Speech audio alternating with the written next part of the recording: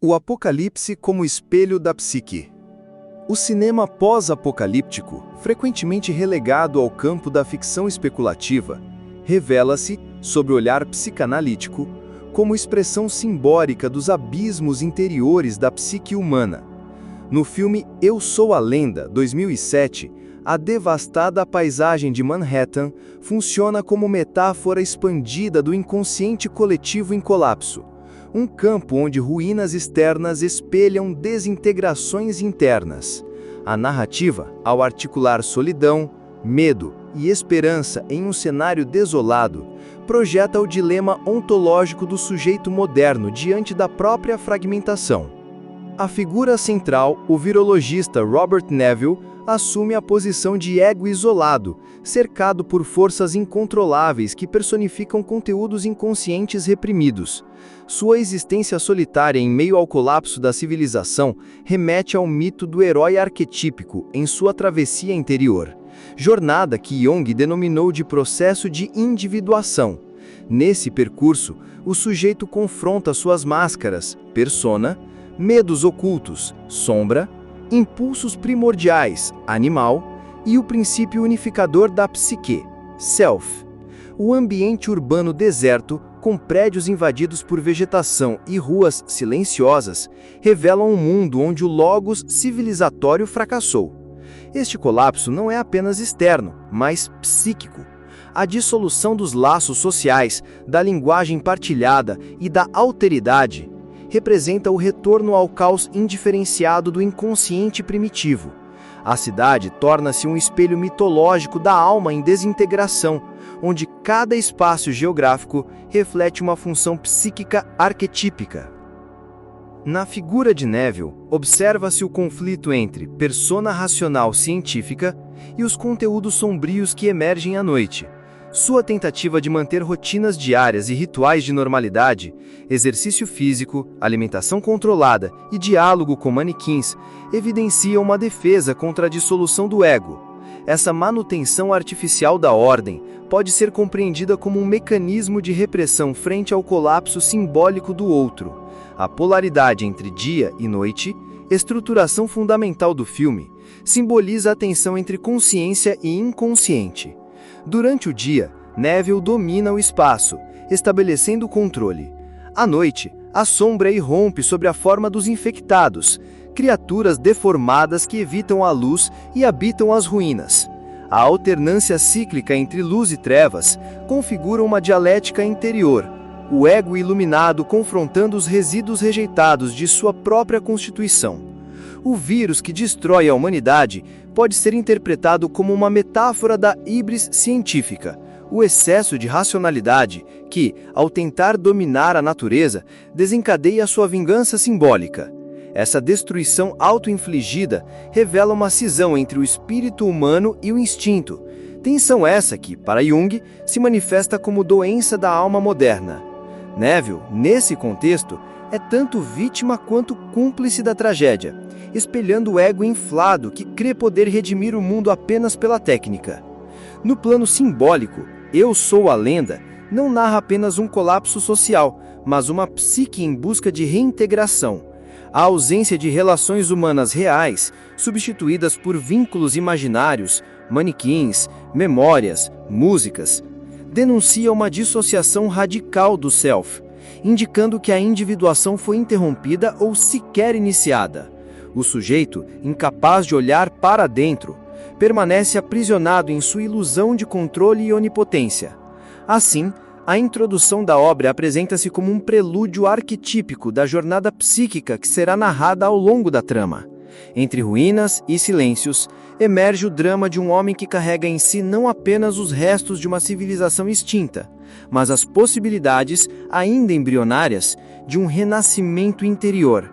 Este processo, contudo, exigirá o enfrentamento de forças profundas, primordiais e aterradoras. A travessia pelo território sombrio da alma. Sobrevivência e a ilusão do controle. A rotina diurna de Robert Neville revela-se como um ritual defensivo contra o colapso psíquico. Seus gestos repetitivos, caçar, treinar, cuidar do cão, transmitir mensagens de rádio, configuram um esforço simbólico para manter a integridade do ego frente à ameaça do inconsciente. Trata-se da edificação de uma persona funcional, o cientista-herói, dotado de racionalidade, coragem e missão redentora. Tal persona, no entanto, opera como máscara protetora que encobre a fragilidade interna diante do caos circundante.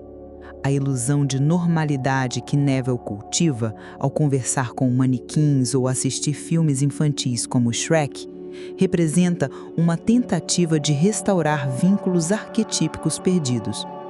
Esses manequins são projeções da função relacional dissociada, simulacros da alteridade que o ego não consegue mais integrar de modo real.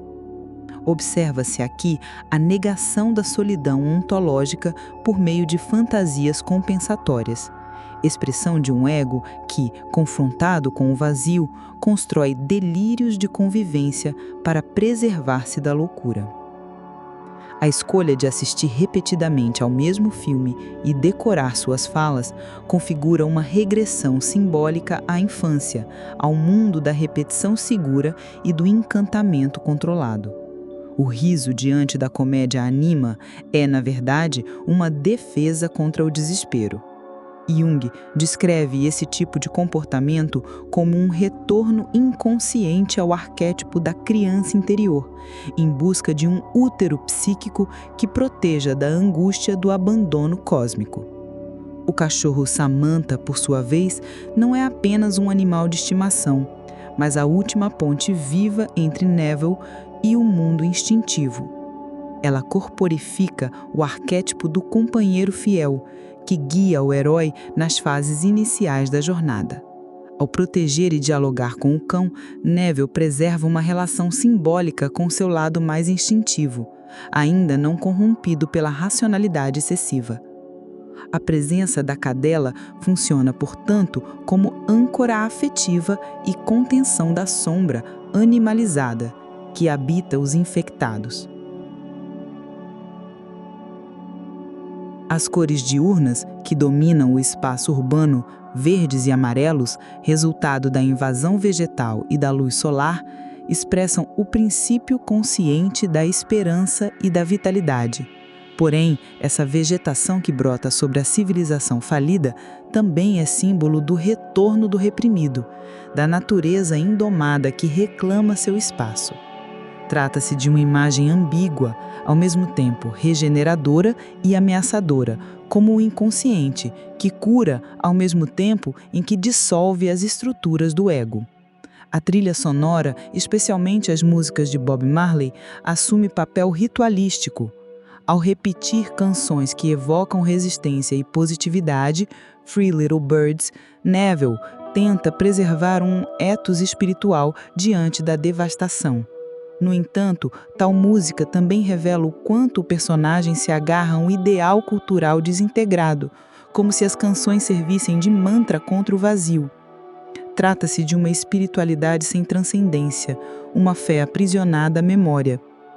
O rádio, que transmite mensagens de resgate, representa em nível simbólico a função transcendente junguiana, o chamado à reconexão com a totalidade psíquica.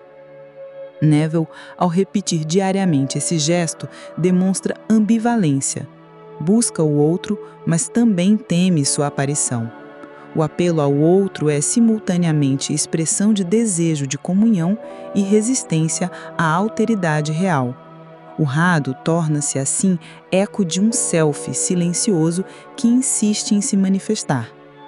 Em sua totalidade, o espaço diurno é o domínio da ilusão de controle. A luz solar que permite o movimento, os rituais que sustentam a rotina, os símbolos de normalidade. Todos esses elementos compõem um cenário onde o ego se refugia da ameaça noturna. No entanto, esse dia artificial, esse cotidiano forçado, revela sua fragilidade. A consciência, sem vínculo com o inconsciente, torna-se rígida, isolada e prestes a ruir. O dia, nesse sentido, é apenas o disfarce da noite interior que se aproxima. Confronto com a sombra. Com a queda do sol, o cenário urbano transforma-se radicalmente. O espaço que antes era domínio da racionalidade e do controle se converte em território do inconsciente. O simbolismo da noite, enquanto expressão arquetípica da sombra, assume centralidade na narrativa. As ruas silenciosas se enchem de sons orgânicos e ameaçadores, e a própria atmosfera visual do filme mergulha em tonalidades azuladas e vermelhas, cores associadas ao frio psíquico da repressão e à pulsação vital do instinto, respectivamente. A ausência de música nas sequências noturnas é particularmente significativa.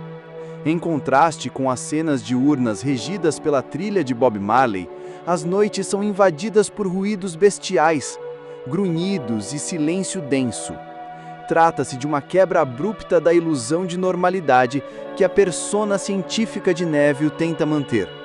A retirada da música diegética revela o colapso da linguagem simbólica e do conforto cultural, expondo o sujeito ao terror nudo reprimido, aquilo que foi renegado à escuridão do inconsciente. Os infectados, emergindo das sombras com movimentos animalescos e comportamento tribal, não são apenas monstros externos. Eles corporificam o conteúdo sombrio que o ego civilizado deseja excluir de si. Pulsões violentas, sexualidade desregrada, fome de poder, destruição. Sua aversão à luz solar remete à recusa desses elementos de serem integrados à consciência. Jung alertava que aquilo que não é trazido à luz da consciência retorna como destino, e é exatamente isso que ocorre nas aparições desses seres. A arquitetura da cidade assume, durante a noite, o aspecto de uma caverna arquetípica. Prédios em ruínas e vielas escuras tornam-se labirintos do inconsciente, onde o herói deve descer para confrontar os fantasmas que o habitam. Neville, ao adentrar esses espaços em busca da cura ou de respostas, assume o papel do iniciado que encara o dragão interior. Entretanto, sua postura permanece defensiva e técnica, revelando a dificuldade de entregar-se ao processo de transformação simbólica. O ataque ao laboratório representa um momento de ruptura simbólica. O espaço do ego, científico, racional, seguro, é invadido pelo caos do inconsciente. Essa violação arquetípica pode ser lida como um colapso compensatório necessário para desestruturar a rigidez do eu. O ego, demasiadamente identificado com o controle e a lógica, precisa ser abalado para que o self possa emergir. Neste ponto, o filme se aproxima dos mitos iniciáticos, nos quais o herói deve perder tudo antes de renascer. O sangue, elemento recorrente nas cenas noturnas, assume valor simbólico profundo. Ele representa a vida bruta, o sacrifício, a dor e a verdade do corpo. Quando derramado em meio às experiências limite de Neville, torna-se metáfora da energia vital que escapa ao domínio do Logos. O sangue revela a fragilidade do corpo e a impossibilidade de controle absoluto sobre a vida. Uma lição fundamental para um sujeito que ainda se crê senhor da natureza. O trauma da morte da cadela Samantha, que ocorre na transição entre o dia e a noite, sela simbolicamente a dissolução do último laço afetivo e instintivo. A perda da companheira animal marca o momento em que Neville é forçado a encarar sua dor sem mediações. A raiva que se segue à perda não é apenas dirigida aos infectados, mas também à própria impotência. Essa fúria, entretanto, não redime. Ela apenas revela o abismo entre o ego e o self, ainda não reconciliados. Na noite simbólica do filme, não há apenas perigo externo. Há a exigência de transformação interior. A escuridão não é punidora, mas reveladora. Ela força o ego a reconhecer seus limites, a questionar suas certezas e a vislumbrar a possibilidade de uma nova ordem. Porém, Neville ainda não está pronto para integrar essa sombra. ele continua lutando contra ela, negando seu parentesco com o monstro. A individuação permanece bloqueada. O herói, mesmo corajoso, ainda não desceu ao fundo de si. Espelhos da alma coletiva. No universo simbólico de Eu Sou a Lenda, as figuras antagonistas não devem ser compreendidas como inimigos externos isolados, mas como espelhos psíquicos que encarnam a sombra coletiva, os conteúdos reprimidos que a civilização moderna tentou expulsar de sua consciência. Os infectados representam o retorno do recalcado em sua forma mais primitiva, corpos destituídos de linguagem, organizados pela pulsão, movidos por instintos que a cultura tentou suprimir. São, portanto, símbolos vivos do fracasso do projeto iluminista de contenção da natureza humana. A rejeição desses seres pela luz não é apenas biológica, é sobretudo arquetípica. A luz solar, metáfora da consciência e do logos, se torna insuportável para criaturas formadas no subsolo do inconsciente coletivo. Tal como os demônios das mitologias antigas que habitavam as trevas, os infectados são projeções de tudo aquilo que o ego deseja esquecer: impulsos violentos, sexualidade desregulada, desejo de destruição. A sua marginalização, contudo, não os elimina, apenas os torna mais perigosos, pois operam fora do campo do reconhecimento consciente. A organização dos infectados, especialmente sob a liderança do chamado Alfa, desmonta a fantasia do caos animal. Eles não são totalmente irracionais, ao contrário, apresentam vínculos, estratégias e hierarquias, traços que remetem aos arquétipos tribais que a cultura ocidental buscou desvalorizar em nome da individualidade racional. O Alfa encarna o arquétipo do Shadow Master, aquele que guarda e vigia os limites do inconsciente e cuja função é desafiar o ego, inflado à custa da totalidade. O sequestro da fêmea infectada por Neville, sob o pretexto de pesquisa científica, configura um ato de rapto simbólico do princípio feminino selvagem. Essa figura, frequentemente associada ao arquétipo da ânima negativa, é enclausurada e violentada em nome da cura, ou seja, da redenção por vias técnicas.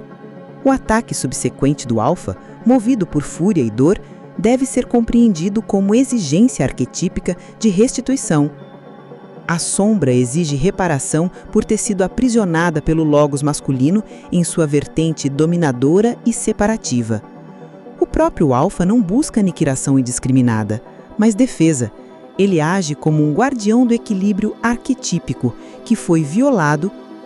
Sua perseguição obsessiva a Neville não é meramente vingança, mas insistência simbólica do inconsciente para que o herói reconheça a totalidade psíquica que ele desmembrou: razão e instinto, logos e eros, ciência e animalidade. Nesse contexto, o antagonista deixa de ser um monstro e passa a ser um guia sombrio, aquele que indica ao herói a parte de si que precisa ser integrada. Já Anna e Ethan, os únicos humanos sobreviventes encontrados por Neville, não surgem como coadjuvantes comuns, mas como aparições arquetípicas. Anna representa o princípio redentor do feminino transcendente, a ânima positiva que oferece ao herói a possibilidade de reconciliação com o Eros.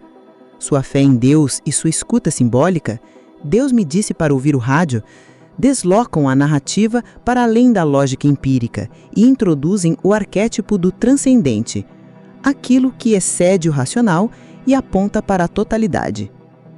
Ethan, a criança silenciosa, é manifestação do Puer Eternus, o arquétipo da criança divina que habita o Self e anuncia a possibilidade de um novo ciclo psíquico. Sua presença é silenciosa, mas estruturante. Ele não argumenta, não interfere, apenas observa.